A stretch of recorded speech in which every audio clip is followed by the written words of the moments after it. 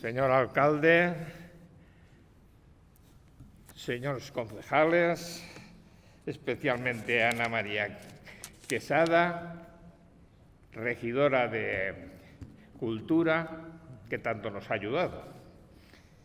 Autoridades, repito, representantes de entidades, compañeras y amigas, socios del Centro Arqueológico, amigos todos. Estamos iniciando el año 2026, el 69 de vida de este centro arqueológico, que es, después de la Lira Saguntina, el ente cultural más antiguo de nuestra ciudad. Comenzamos este sugerente aniversario con una de nuestras actividades más queridas, la publicación de un nuevo libro sobre un asunto referido a nuestro pasado y a un personaje de nuestra historia. Una monografía, un ensayo publicado en nuestra colección Tabularum Viarum, que da nueva luz a las investigaciones arqueológicas del cronista Chabret, muestra su altura intelectual y sus múltiples contactos con investigadores europeos. Antes de comenzar el acto, antes de comenzar con la presentación del autor y de la obra, quisiese agradecer a diversas entidades y personas su colaboración con este centro en este evento, en este ensayo. Agradecimiento, en primer lugar, a nuestro ayuntamiento y a sus regidores, especialmente a Ana María Quesada, auténticos valedores de este acto que han querido concluir aquí y ahora con nosotros el año Chabret, una oportuna iniciativa municipal. Es para nosotros un honor el participar en este homenaje a uno de los más ilustres hijos de Sagunto. Dentro de estos agradecimientos, mención especial merece el Col·lectiu del Patrimoni Saguntí, gracias a cuya colaboración financiera ha sido más fácil sacar a la luz esta publicación. En el proemio del libro así lo manifestamos y allí queda para perpetua memoria. Del autor de la obra que presentamos hoy, Juan Antonio Millón, ilustre investigador de esta interesante aventura histórica y epigráfica. Es la correspondencia que cruzaron el erudito alemán Hübner y nuestro cronista hace casi 150 años, y hasta ahora inédita. De Juan Antonio Millón solo diré que es un investigador constante, tenaz y brillante, un estudioso que parece detectar lo que hay de importante en los viejos papeles que caen en sus manos y sabe separar, sobre todo, el grano de la paja. Y el libro que hoy nos presenta es un notable ejemplo. Juan Antonio Millón estudia, investiga, pero no a tiempo completo. Parece ser que la aurora de rosados dedos ha tocado su frente y ha contraído la envidiable enfermedad de la poesía. Sé que los condenados por las flechas de Calíope, la de la bella voz, no son libres y no pueden negarse a su llamada, pero esperemos que sus investigaciones filológicas e históricas no se resientan por ello y continúen fluyendo. Hay tantas bibliotecas por desbrozar, hay tantos archivos que expurgar, hay tantas llamadas urgentes que requieren nuestra atención para que no se pierda nuestra historia. No lo abandones. Pero recuerda que el propio Chabret, Lluís Guarner y tantos otros, incluso el viejo Eiximenis, esperan como Lázaro una resurrección guiados de tu mano. ¿Y qué diré del doctor Jaime Siles, maestro en múltiples saberes? No podemos, los amantes de la arqueología, olvidar su léxico de las inscripciones latinas, una obra de 1976 que abrió caminos y fue germen de variados estudios iberistas, lo cual toca de lleno a nuestra asociación. Aquella obra fue fue quizá la primera aportación seria e importante a los estudios lingüísticos del mundo ibero.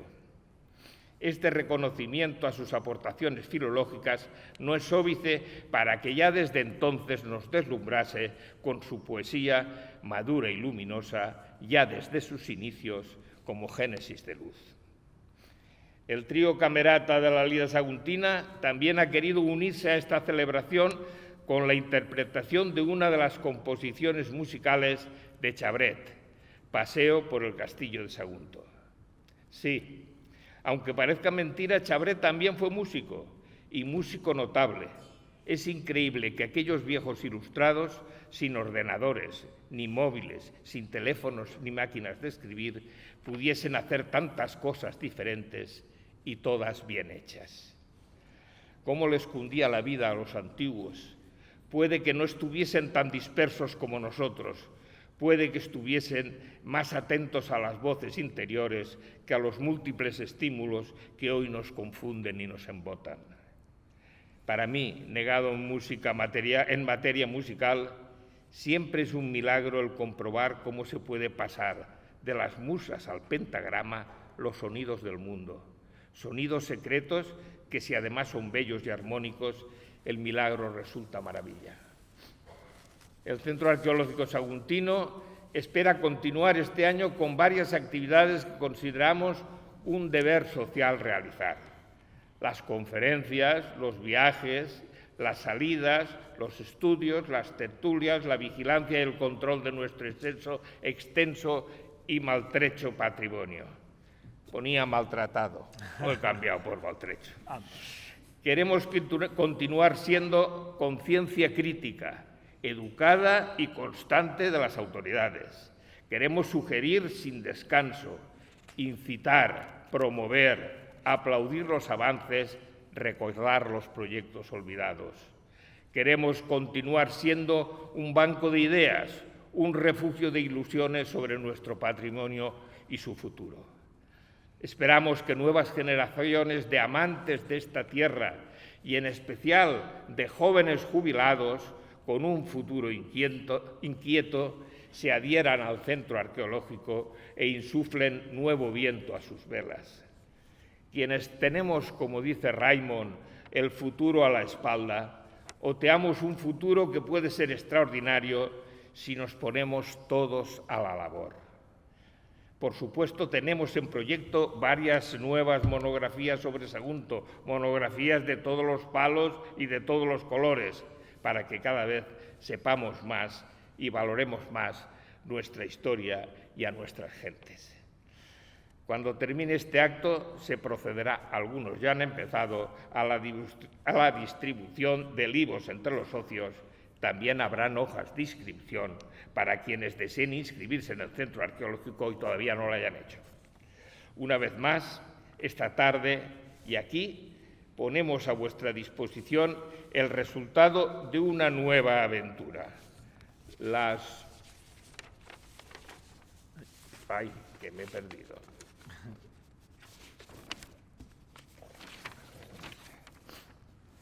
Las cartas a Berlín, las cartas del cronista Chabret al erudito alemán Emil Ungner. Nuestras naves ya no recorren el vinoso Ponto que decía el clásico, pero nuestra ilusión, la ilusión del Centro Arqueológico Saguntino, continúa siendo regresar a Ítaca, a una Ítaca en que lo importante sea no solo el viaje, sino también el destino ilusionado de conservar y promover la cultura en un mundo más justo, más respetuoso y más tolerante. Pero dejémonos de historias y de literaturas y entremos en materia y demos comienzo al acto, o si no, no terminaremos nunca. Muchas gracias.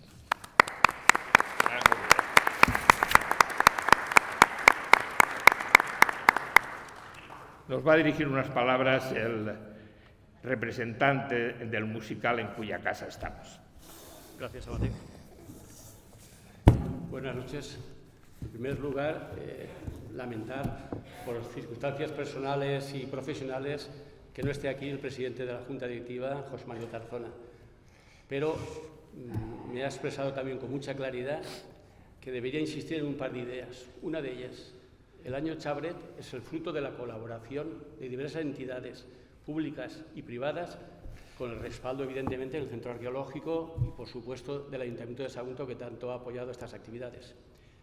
Y segunda idea, que el año Chabret no se quede en el año Chabret, que sea el inicio de un tiempo mejor, de más años Chabret, de más estudios continuados sobre Chabret, que seguro que Juan Antonio Millón llevará muchas ideas en la cabeza. Yo he de decir que no tenía ni idea de que el cronista Chabret era más cosas que el cronista, que era músico, en fin, médico, etcétera, etcétera. Pero creo que Juan Antonio Millón, en el futuro próximo, bastante próximo, nos descubrirá nuevas facetas del cronista Chabret. Y por último, ya también a título personal, me gustaría decir que creo que uno de los objetivos sería que en el presente y en el futuro la glorieta, la plaza cronista Chabret, dejara de ser conocida por nosotros como un lugar geográfico simple, sino que fuera el reflejo de uno de los grandes autores, historiadores, músicos, como decíamos, de nuestra ciudad. No solo cronista Chabret, era mucho más y lo vamos descubriendo poco a poco. Por parte de la Junta de la Lira Saguntina también queremos mostrar la satisfacción por la actuación del trío Camerata, Nora López, Ángela Domínguez y Juan Francisco Castillo. Nos enorgullece que la Lira haya participado de una manera destacada en este año Chabret. Gracias.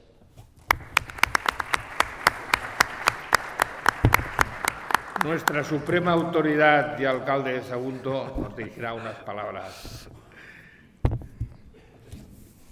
Bueno, molt ràpidament, moltes gràcies en primer lloc. No? L'Ajuntament de Sagunt, per mandat del ple, no, va establir aquest any Antonio Chabret en la perspectiva de parlar, no, de conèixer, de difondre una de les nostres figures que, pel fet de que la principal plaça del poble du el seu nom, a voltes pensem que la coneguem tots i totes, però que realment és una gran desconeguda, una figura molt desconeguda, no? Almenys per a la gran població. Aleshores era trobar una excusa per intentar anar més enllà i que aprofundirem en totes les diferents aspectes de la seva vida. No? És una figura polièdrica, com s'estava comentant així, i per tant requeria també de que posarem en marxa diferents activitats que demostraren la complexitat de l'obra de Chabret als diferents nivells. Però l'Ajuntament, i s'acaba de mencionar i crec que és la forma adequada de poder promoure aquestes activitats, sempre que planteja que hem de fer anys per a recordar una figura, o sempre que planteja que deguem com a societat retre homenatge a algú que ha tingut un impacte positiu, demanem també que n'hi hagi una col·laboració del teixit associatiu per assegurar que no són activitats que munta l'Ajuntament de forma unilateral i que per tant van a tindre un ressò limitat.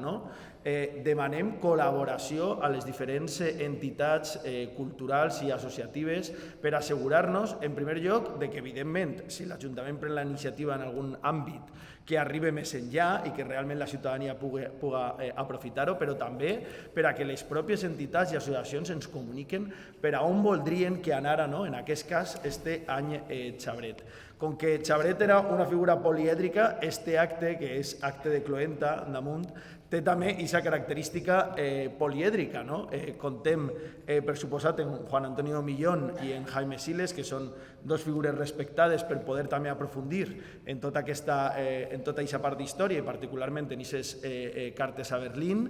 Tenim a la Lira, parlant també d'aquest àmbit de músic del cronista Chabret, i per suposat tenim al Centre Arqueològic, que ha sigut qui ha posat en marxa tot aquest engranatge per a que avui puguem disfrutar d'un esdeveniment que posa aquest broche d'or a l'any Chabret.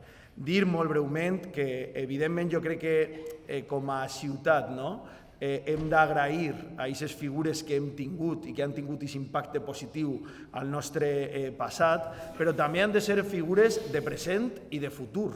Hem fet una exposició per poder difondre tota aquesta complexitat de la vida de Chabret i tots aquests aspectes del que estàvem parlant, però hem de donar el pas més enllà i l'exposició convertir-la en unitat didàctica, que se pugui ensenyar a les nostres escoles, en els nostres instituts i que servisca també d'un referent cap al futur, no? D'una inspiració de si Antonio Xabret va tindre aquest compromís en la nostra ciutat i va dur-ho al màxim nivell, crec que és obligació, evidentment, de les institucions públiques, però d'alguna forma de tots i totes, de la nostra ciutadania també, de seguir compromesos en la nostra ciutat.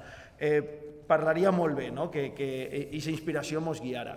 Al centre arqueològic, i aprofitant un poc l'oportunitat que m'ha donat Amadeo Ribelles, dir que precisament en aquest esperit que va tindre Antonio Xabret, l'Ajuntament també està intentant avançar en els àmbits patrimonials. La setmana passada tinguérem, per exemple, una reunió amb la directora del Museu d'Arqueologia Nacional en la perspectiva de recuperar les campanyes arqueològiques que s'han perdut a la nostra ciutat i que són necessàries i imprescindibles en el castell, en el Grau Vell i en tants altres llocs per continuar coneguent el que és la nostra història i el nostre patrimoni. Aleshores, dit això, jo crec que la millor forma de retre homenatge a una figura com Antonio Xabret és continuar en aquest esperit, en aquesta ambició de voler anar més enllà i agrair de cor que les entitats culturals estigueu sempre ahí apostant per una crítica constructiva de cap a on hauríem d'anar com a ciutat i com a societat per continuar avançant. Moltes gràcies i en ganes de poder disfrutar de l'acte.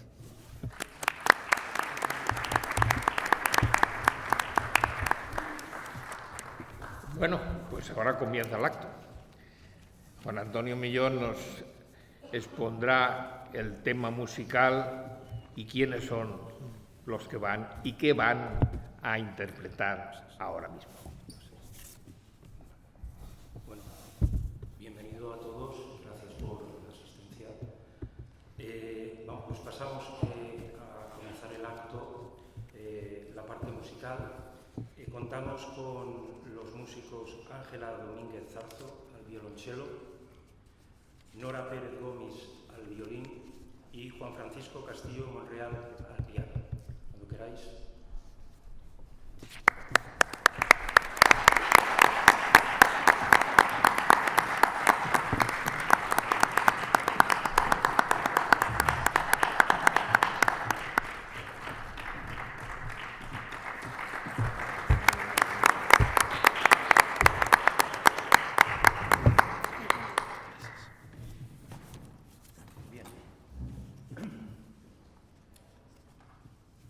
Van a tocar, en principio, la obra de Antonio Xabret, Una tarde en el castillo de Sagunto. Hablaré brevemente sobre el tema de la faceta musical de Antonio Xabret y he de empezar diciendo que Antonio Xabret dedicó su tiempo a la interpretación y a la composición musical de forma prematura y era bastante conocido en su propia época. A este respecto puede leerse en la necrológica de 1907 que le dedica la revista La Medicina Valenciana, cuando dice: artista por temperamento y fogoso por carácter, rindió a la música fervoroso culto interpretando magistralmente en el piano las más difíciles composiciones de los más afamados maestros. Pero no solo era el piano instrumento de que Xabret se valía para dar muestra de su competencia musical, lo mismo ejecutaba una melodía con la flauta que interpretaba una sinfonía con la guitarra, sacando de todos estos instrumentos sublimes armonías y melodías sentimentales. 50 años más tarde, en el número de la revista que la revista Art se dedica a Antonio Xabret, del año 1957, escribieron sobre la faceta musical su hijo Juan Xabret Bru y el músico Joaquín Rodrigo. Juan Xabret, en 1957, decía: la guitarra, de la que fue un verdadero maestro, creando y discutiendo con convincentes razonamientos, incluso con guitarristas tan extraordinarios como Tárrega, a quien había dado las primeras lecciones, métodos de pulsación de este instrumento, etc. Antonio Xabret tenía familiares en Villarreal y allí con cierta frecuencia viajaba. De estas visitas tenemos fehaciente constancia por el artículo que publica en ese número de Ars del 57 Carlos Sartou Carreras. Dice allí: mi casa paterna en Villarreal de los Infantes era una alquería con huerto y jardín, más un emparrado secular que cobijaba el escenario de nuestras fiestas. a las cuales no era exenta la familia Chabret, y las frecuentes visitas que mi tío Antonio, siempre rápidas, inesperadas y las más detenidas, de su hija Adelita. Hay que decir que nuestro parentesco, ni bien lejano, resultaba del hecho casi fraternal cariñoso.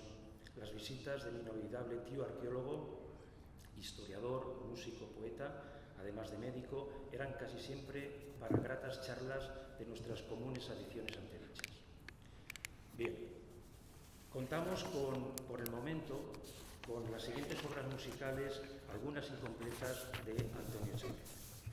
2 marchas fúnebres con el nombre La Dolorosa y El Llanto, una marcha regular, La Asunción, una gavota con el nombre Adelita, un motete a 3 voces, Obos Omnes, una tarde en el Castillo de Sagunto, capricho para violín, violonchelo y piano, que oiremos a continuación, una polonesa para banda, un Ave María para tenor y orquesta y un vals lento para quinteto de viento. Algunas de estas obras serían interpretadas con posterioridad a la muerte de Chabret. Así aparece en un programa de festejos en honor a Santa Cecilia del año 1930, como una de las piezas previstas correspondía a la gavota Adelita de Antonio Chabret. Hay que reseñar también la creación de un quinteto de cuerda, del que formó parte el propio Chabret como intérprete de violonchelo y para el que compuso un minueto titulado El Porche, del que solo conocemos el título. Bueno, como decía, a continuación los músicos interpretarán Una tarde en el Castillo de Sagunto. Sobre esta pieza, el pianista Juan Francisco Castillo Monreal nos ha pasado una pequeña nota aclaratoria que paso a leerles. La sorpresa de descubrir la faceta de Chabret como compositor se vio respaldada al comprobar la calidad compositiva y solidez estructural de esta pieza. No es excesivamente larga, pero el despliegue técnico y la exigencia a los instrumentistas es notable. En su breve extensión se aprecian 3 secciones bien diferenciadas: la obertura, que intensifica el tiempo y la dinámica. Tras una aparente vuelta atrás en la fuerza, el ritmo y la intensidad, se enlaza con un final de bravura enardecido que finaliza triunfante la pieza. Hay que hacer destacar el esfuerzo añadido de leer, estudiar, ensayar y conjuntar una pieza musical que no se conocía, de la que no hay registros sonoros y que tuvo que ser recreada, imaginada sonoramente desde cero. Pero creemos que el resultado ha merecido la pena. Y ahora escucharemos a continuación la pieza de Antonio Chabret, Una tarde en el Castillo de Sagunto.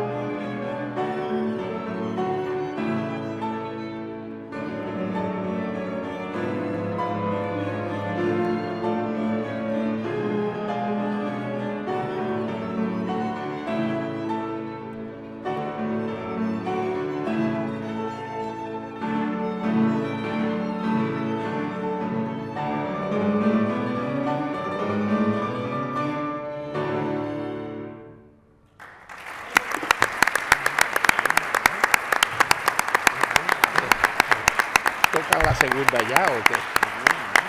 Creo que es mejor sí que tocar la segunda porque que toquen ya la segunda y algo.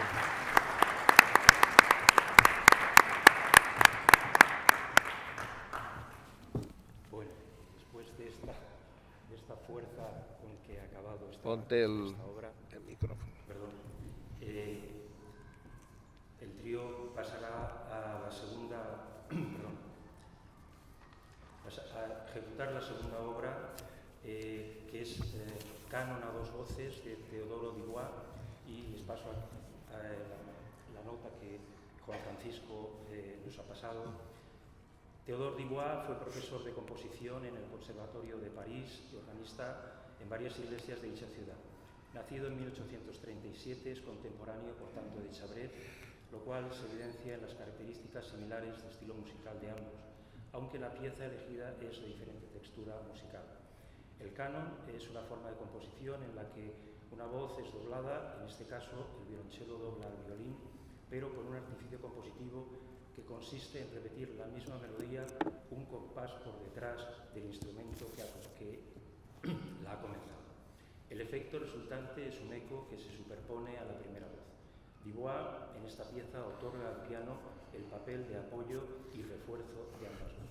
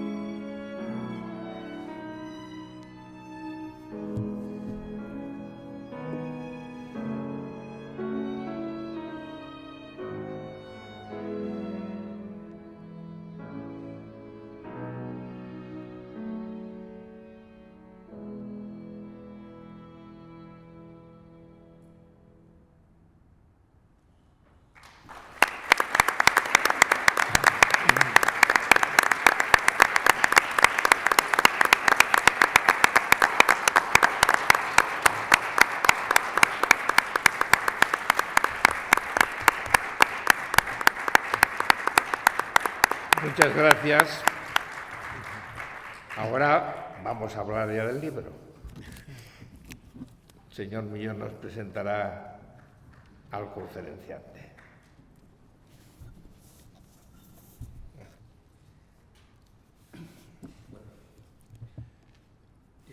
Es un gran privilegio contar entre nosotros en esta presentación con el profesor Jaime Siles.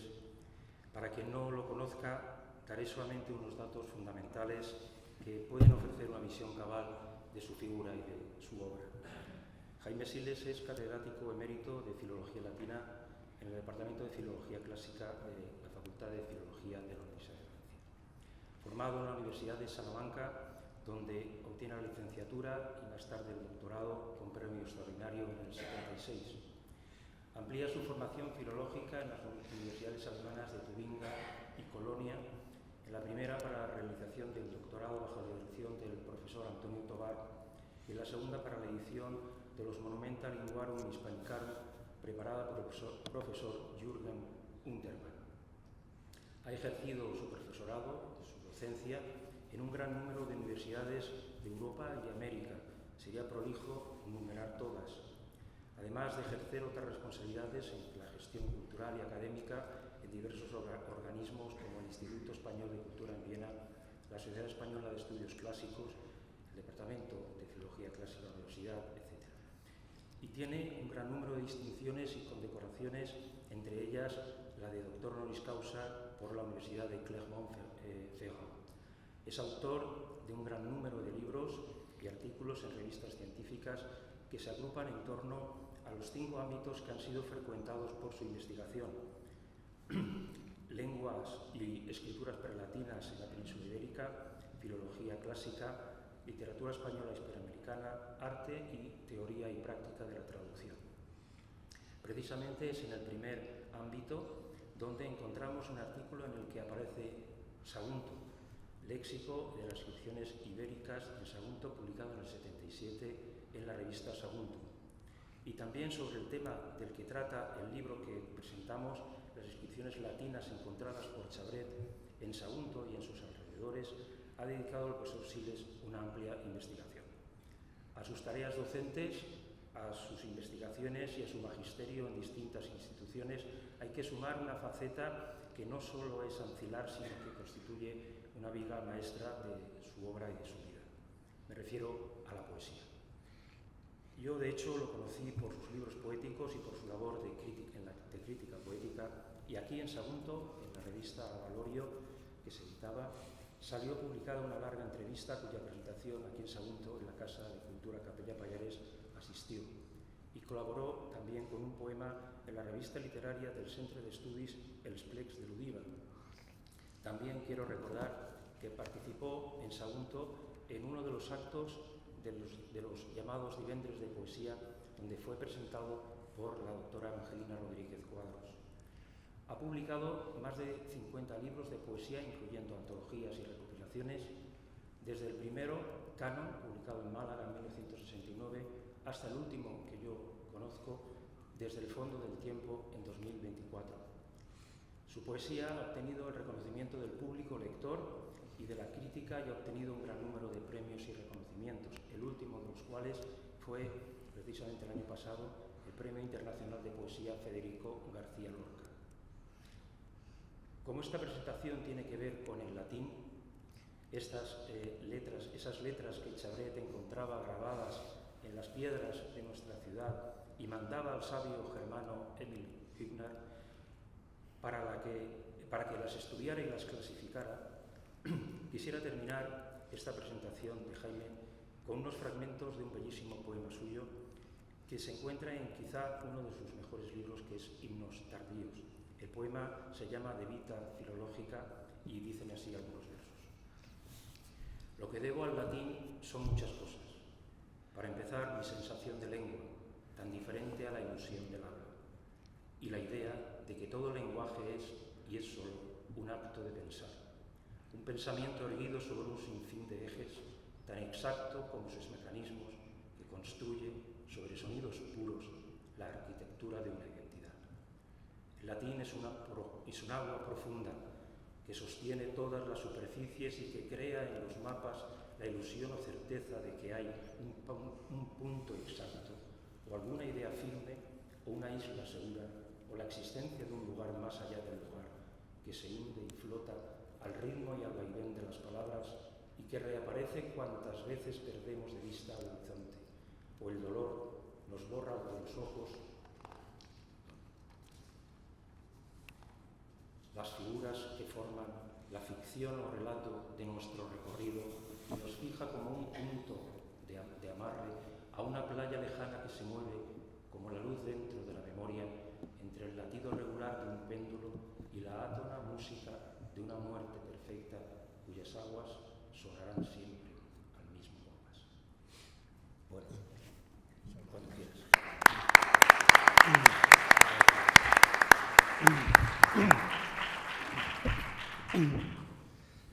Buenas tardes o buenas noches, según lo miremos, y muchísimas gracias, querido Juan Antonio, por esta cariñosa presentación. Estoy muy agradecido por poder presentar un libro tan maravilloso como este, como Cartas a Berlín, y de hacerlo en una ciudad a la que sirvió muchísimo una figura tan rica, tan poliédrica como Antonio Chabret. Es un orgullo para Sagunto haber tenido una personalidad así. Mi relación con Sagunto es muy antigua, no con la ciudad, sino con el puerto, porque mi tío José María Siles, el hermano mayor de mi padre, fue médico allí muchísimos años, y su suegro, don César González, también. Pasé muchos veranos en el puerto de Sagunto. Luego, en honor a mi tío, se creó Puerto Siles en Canet de Berenguer, que es otro sitio al que yo soy muy aficionado. He leído poesía en Sagunto, como ha dicho muy bien Juan Antonio, invitado por la profesora y colega mía, Evangelina Rodríguez Cuadros, en una lectura para mí entrañable, porque es la última vez que vi al poeta Francisco Salinas aquí. He actuado en distintas ocasiones en el Cefire y también en el teatro clásico, pero hablando de epigrafía, las dos figuras que yo debo citar esta tarde aquí son la de don Domingo Fletcher Valls, que me acompañó muchas veces en mis investigaciones filológicas al Museo de Sagunto, y la de una persona extraordinaria, que tendré que citar hoy varias veces, que es don Facundo Roca. Don Facundo Roca, desde la revista Arce, yo estaba en Alemania, me enviaba puntualmente, como hacía Chabret con Himmler, todo lo que iba apareciendo y sus impresiones, etc. 1977, como se ha recordado aquí, publiqué en el léxico las inscripciones ibéricas de Sagunto, y años más tarde, en 1991, publiqué el prólogo al libro Antigüedad e Ilustración, donde se recogía la epístola del Deán Martí sobre el teatro saguntino. El profesor Juan Antonio Millán, que es poeta, es profesor, es estudioso, es muy brillante y tenaz investigador, me entrevistó hace años para la revista Avalorios, y luego he seguido sus publicaciones en la revista Brasal y, naturalmente, todo lo que ha sucedido en torno a la Fundación Luis Warner. El libro que hay que presentar esta tarde, Cartas a Berlín, recoge la correspondencia con Emil Himmler entre 1886 y 1897. Son 30 y tantas cartas, 31 cartas de Cabret, más algunas tarjetas, pero nos equivocaríamos mucho si pensáramos que esta edición solo contiene un epistolario, porque es mucho más que eso. Es un testimonio histórico múltiple, por lo que nos dice del conocimiento de la epigrafía ibérica y latina a finales del siglo XIX en Europa y en España, y sobre todo, diría yo también, que por lo que nos informa sobre la cultura valenciana de la segunda mitad del siglo XIX y la primera década del siglo XX, en concreto las relaciones de don Antonio Chabret con nuestra Renaixença, su amistad en el Seminario Conciliar de Valencia con don Roque Chabás y su interés desde muy pronto por las lenguas clásicas, sobre todo por el latín.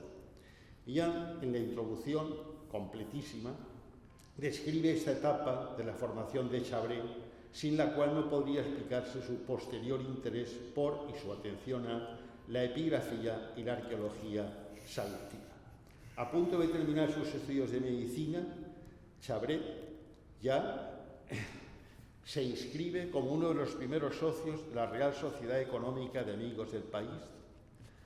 Es testigo visual de los horrores causados por la Tercera Guerra Carlista y a finales de 1873 contempla el incendio del Archivo Municipal de Sagunto, que es lo que sirve de chispa, lo que enciende en él su decidida voluntad por salvar el patrimonio cultural antes de que sea destruido por la barbarie. 1872 es uno de los socios fundadores del Centro Médico Castellonense, porque es médico entonces en la ciudad de Caudiel, y en 1877 es nombrado corresponsal de la Comisión Provincial de Monumentos Históricos y Artísticos, dependiente de la Real Academia de Bellas Artes de San Carlos de Valencia. En la epidemia del cólera, que asoló Valencia en 1885, Chabré fue uno de los 18 médicos que se inocularon la vacuna del doctor Ferran, para demostrar que era un medio de antídoto. Y en los Juegos Florales de 1885 recibió la Copa Artística de la Sociedad de Amigos del País a la mejor historia de una población del Reino de Valencia por su historia de Sagunto. En la primavera de 1886, cuando viajó a Barcelona para investigar en el archivo de la Corona de Aragón la documentación conservada relativa al Morvedre foral, transcribió algunos legajos e informó a Roque Chabás y al joven arabista Julián Rivera de la interesante documentación que allí existía. Es entonces cuando empieza sus gestiones para ver editada su obra Sagunto, sus historias y sus monumentos. Paralelamente escribe en el archivo la revista de Roque Chabás y en el almanaque de las provincias de Valencia, adelantando algunas primicias y dando a conocer nuevas inscripciones latinas e ibéricas.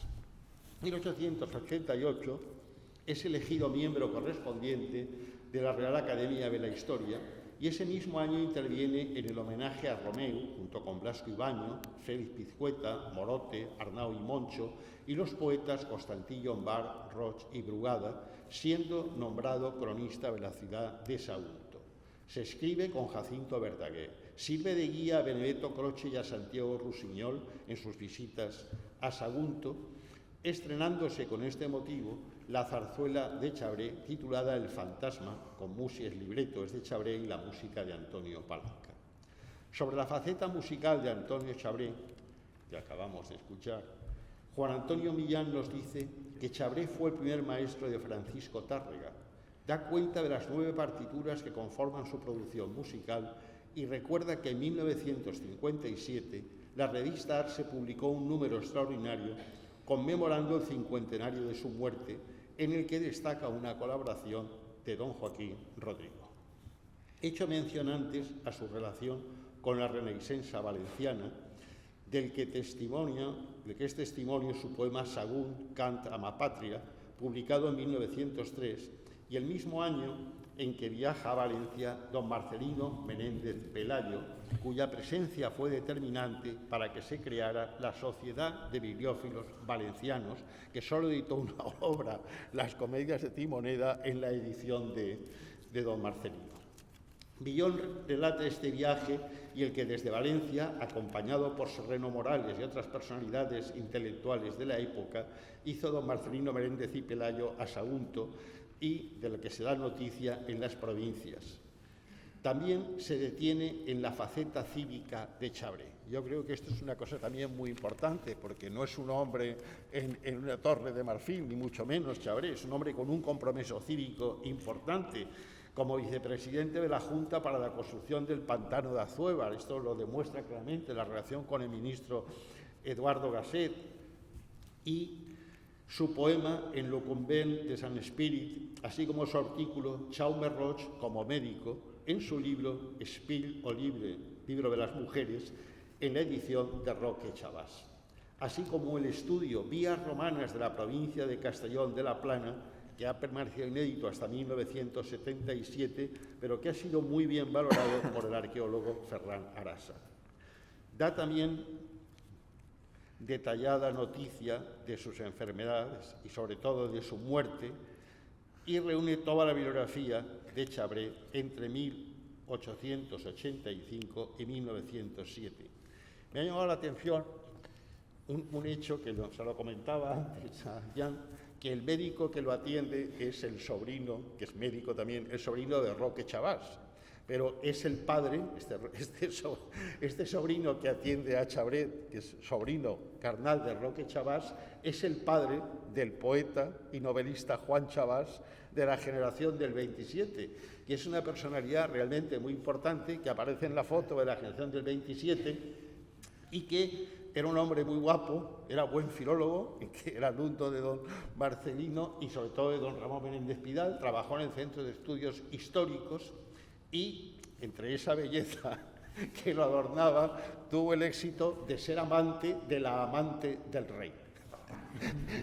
Era amante de Carmen Moragas. Y cuando el rey se va al exilio en 1931 con la proclamación de la República, es tan buena persona que se queda con los hijos del rey, porque la Moragas muere. Y entonces tiene a los niños en casa cuando estalla la guerra civil. Y le dice a Alberti, que es el que me ha contado todo esto, que por favor le dé un salvoconducto para irse, porque él tiene un contrato de la Universidad de Cuba, donde se va a Cuba y escribe allí una buena historia de la literatura española que se publica en 1954. Pero lo divertido es que los niños se parecen tanto al rey Alfonso XIII que cuando está subiendo en Barcelona en el barco, los anarquistas que hay allí, viendo quién sube y comprobando la documentación, le dicen: camarada, ¿a dónde vas tú con estas 2 pesetas rubias? Porque eran iguales, las efigies iguales que las que aparecían en las pesetas.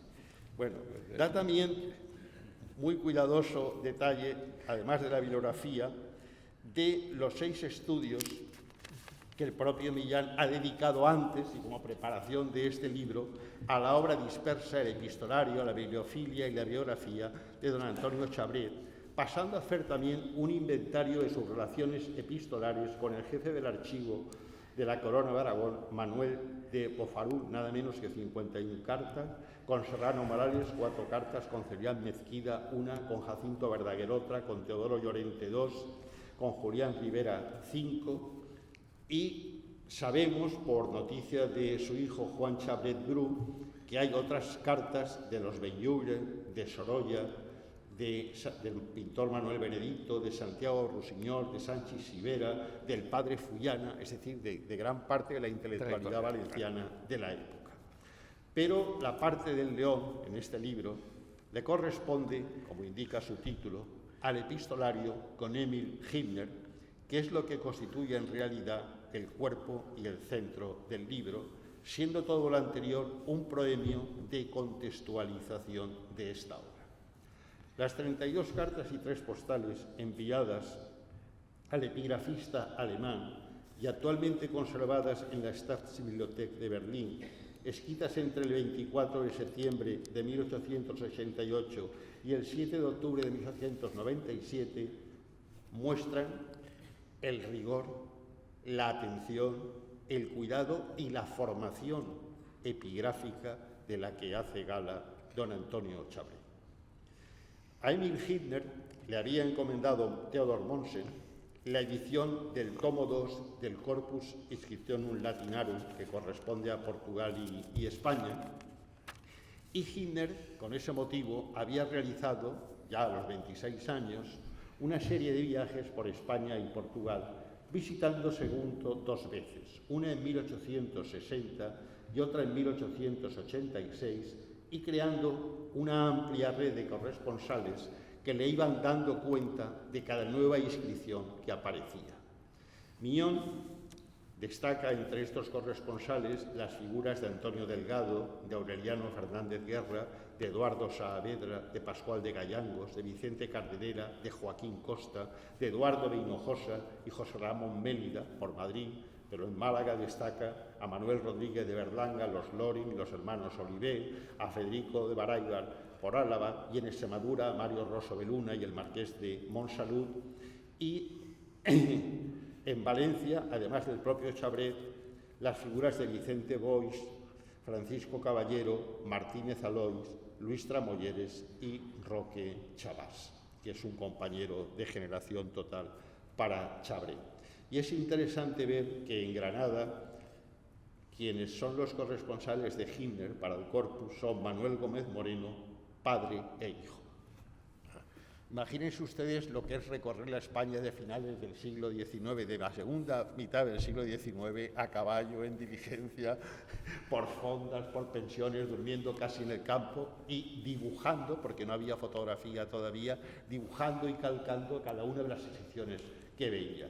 Eso lo hizo Hitler y se dio cuenta de que junto a las inscripciones latinas le aparecía una serie de inscripciones en caracteres que eran ibéricos y pensó, ahí se equivocó, que era una sola lengua para toda la península ibérica, cuando eran muchas más, ¿no?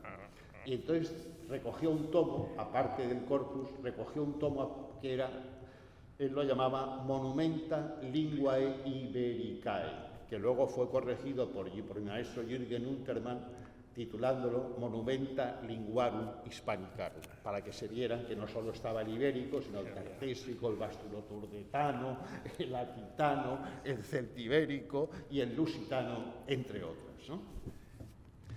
Ya en la segunda de sus cartas hace Chabret referencia a las inscripciones ibéricas de Sagunto. Y en la tercera le pregunta a Hitler por la posible etimología del nombre de Sagunto, porque él sigue al padre Fita, pero se ve que no le acaba de convencer. Claro que no le puede convencer la interpretación del padre Fita, porque Sagunto sigue siendo un problema. Es verdad que muchos piensan que Saguntum tiene que ver con salus, que es una palabra, digamos, del fondo prerromano que hereda Roma, que es el sayo, el abrigo que se ponía en las legiones romanas y que conocen como la falcata en Hispania y que antes no tenían. Pero parece que el verdadero nombre de Sagunto es Arse, que es como se hacían las monedas, arsetar, y que Arse a lo que alude es a la parte alta de la ciudad, a la Acrópolis. Es un nombre, en latín existe ars arcis, pero es un nombre sin etimología indoeuropea, es un nombre del fondo mediterráneo. Y lo de Sagunto parece que fue una inteligente diplomacia romana la que creó el nombre, porque como la isla de Zakynthos era una ciudad federada con los focenses que estaban en Marsella, para poder declarar la guerra a Aníbal, dijeron que Sagunto era una ciudad federada aliada de la ciudad de Zakynthos. Y claro, como los romanos declaran la guerra contra los púnicos de una manera un poco irregular, primero porque la declaran muy tarde, y en segundo lugar porque no tienen fuerza legislativa para declararla, porque Roma ha hecho varios tratados con Cartago. Uno de ellos es el tratado más famoso, el Tratado del Ebro. Entonces, en el tratado, que lo cuenta Polibio muy bien, lo que dice como condición es men ton potamon diabani, dice en griego. Lo prohibido es cruzar el río. Eso no se puede hacer. ¿Pero qué río? Claro, si el río es el Ebro, no lo ha cruzado ni Aníbal ni Cartago porque está más abajo Sagunto. Entonces, tiene que ser el Júcar o el Segura, uno de esos dos, para que tengan razón los romanos. Pero parece que no tienen razón los romanos y se sirven de esa argucia etimológica sobre el nombre. La prueba de ello es que, lo cuenta también Polibio, los embajadores cartagineses que no quieren la guerra, que los manda Cartago a Roma, ante el Senado romano exhiben el Cartago, dice Polakis, una y otra vez exhiben el tratado en la mano diciendo esto no puede ser, ¿no? Bueno, en la cuarta de estas cartas le envía una inscripción que Hitler en sus Monumenta Lingua Ibericae recoge con el número 26 y Gómez Moreno en sus Misceláneas con el número 44 y Untermann ya en sus Monumenta Linguarum Hispanicarum con el F1111. Es una inscripción muy interesante porque ahí se recoge ya aretaque, que es un término ibérico que parece corresponder a lo que en latín es ixitus, ¿no? Aquí está enterrado, aquí está colocado. En la 18ª, donde se interesa sobre la epigrafía balear, habla ya de la lápida de Liria, que se llevaron de Liria a Madrid, donde sigue en el Museo Arqueológico Nacional. Da muchas pruebas de su modestia, por ejemplo, cuando le dicen en 2 veces, en la página 87 y en la página 93, es decir, un hombre que es sabio como él, sin embargo, le dice, a ver si usted me puede, dice, usted podrá comprender que mi modesta obra pertenece a la categoría de aparato histórico y que mis pretensiones no van más allá de ofrecer el esqueleto de una obra que otros con más conocimiento e ingenio pueden completar. Poco más adelante vuelve a insistir en lo mismo. Ya sabe usted que mi humilde persona no pasa de ser un mero coleccionador de antiguallas para que no desaparezcan o caigan en el olvido y que permite estudiarlas a los hombres de reconocido mérito científico, pero él es un hombre de reconocido mérito científico. Le agradece en la 22ª la reseña que sobre la obra dedicada a Sagunto por Chabré publica Hitler en la Deutsche Literaturzeitung del 19 de junio de 1889.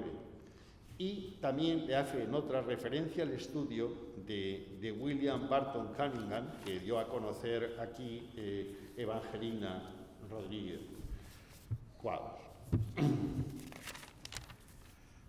En las 25ª y 26ª le da cuenta de lo que llama un epígrafe bilingüe latino-ibérico. Él reconoce eso, que esa inscripción debe ser bilingüe. Y desde entonces, bueno, la recoge Hitler, recoge Gómez Moreno y la recoge también Untermann. Y claro, ahí aparece Fabius M.L. Libertus y debajo dice Itor Tebanen. Y entonces parece, a partir de ahí, que Tebanen sería algo así como se preocupó de construir y que Isitor es Isidorus. Está muy bien visto por él y luego por Facundo Roca. Ahí tuvieron un gran feeling que Untermann también aceptó, ¿no?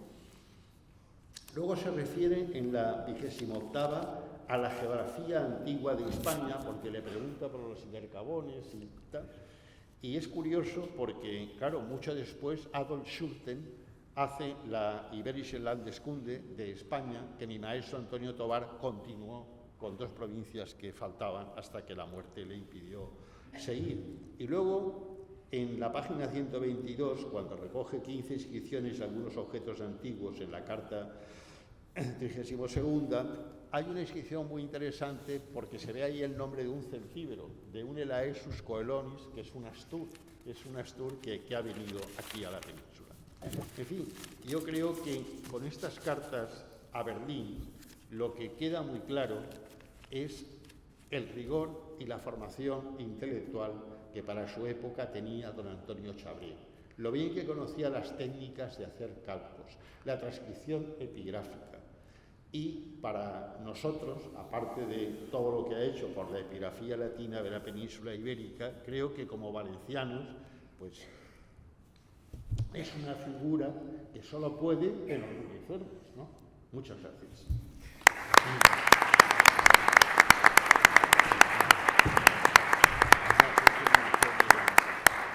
Muchísimas gracias, doctor Siles, por tan acurada, que diríamos, charla, tan esclarecedora, y sobre todo agradecerle que se haya acordado de los que es para nosotros casi padres conscriptis del centro arqueológico, el doctor Fletcher y Facundo Roca, que Facundo Roca fue la columna durante muchos años, del cual podríamos hablar muchísimos.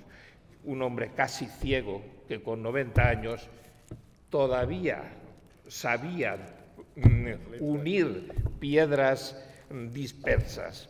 una verdadera maravilla. Muchísimas gracias. Quizá ahora el trío Camerata nos pueda dar el casi broche de oro que cerrará el alcalde.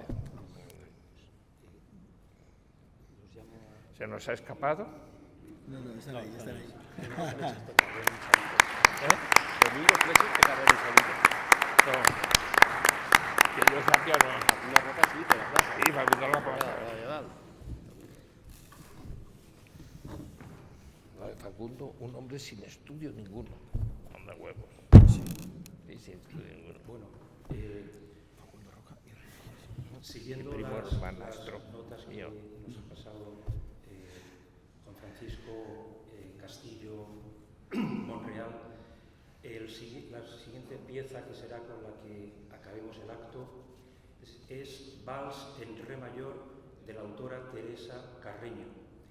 Esta autora nació en el 1853 en Caracas, fue una gran dama del piano en América a finales del siglo XIX.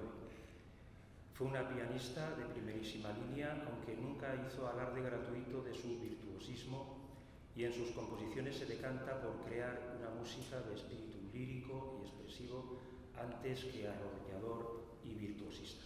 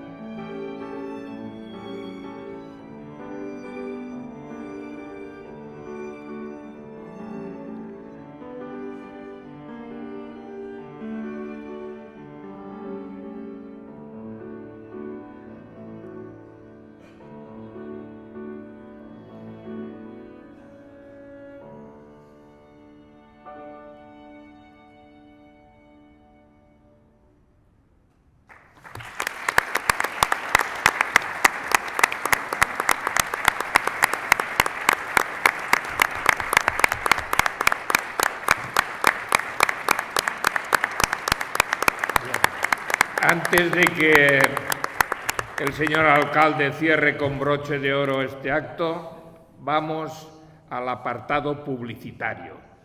Decirles que aún quedan plazas para el viaje de Pascua al sur de Italia, la Magna Grecia y Sicilia. Tengan ustedes presente que nos esperan de nuevo Pompeya, Herculano, Paestum, Agrigento, los mosaicos de Casale y sobre todo una cosa que muchos no han visto, que son los bronces de Riace. Y los bronces de Riace vale la pena no solamente el viaje, sino no morirse antes de verlos. Señor alcalde. No, res més. Agrair-vos a tots la participació. L'acte crec que ha quedat rodó i que és el millor homenatge que podem fer a una figura com Antonio Chabret. Agrair, evidentment, a la Lira i als músics que ens han acompanyat avui i que han interpretat les tres peces que hem pogut veure avui. Evidentment, a Juan Antonio Millón, que ha sigut una persona clau per a la celebració de tot l'any, no només d'aquest acte, i també, per suposat, a Jaime Siles i al Centre Arqueològic de Saguntí. Me'n recordava venint cap així, de quan jo era un xiquet i ajudava a anar en la revista del Centre Arqueològic a la casa dels socis.